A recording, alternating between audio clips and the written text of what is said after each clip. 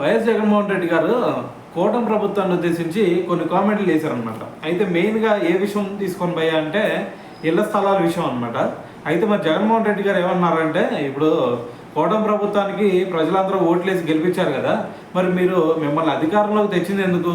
ఏదో పేద ప్రజలకి మరి ఇల్లు కట్టిస్తారని చెప్పేసి, సొంత ఇల్లు వాళ్ళకు కూడా సొంత ఇల్లు ఇస్తారని చెప్పేసి కదా మీకు కూడా ఓట్లేసింది.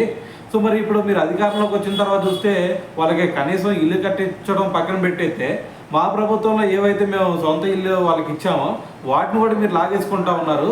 సో ఈ విధంగా లాగేసుకోవడం అనేది చాలా దారుణమైన అంశం. సో కాబట్టి దీని మీద మేము న్యాయ పోరాటం చేస్తాం. సో దీన్ని ఎలాగైనా సరే అడ్డుకోవడానికి మరి నిరసనలు కూడా చేస్తాం అని చెప్పేసి జగన్మోహన్ రెడ్డి గారు అయితే మాట్లాడటం జరిగింది.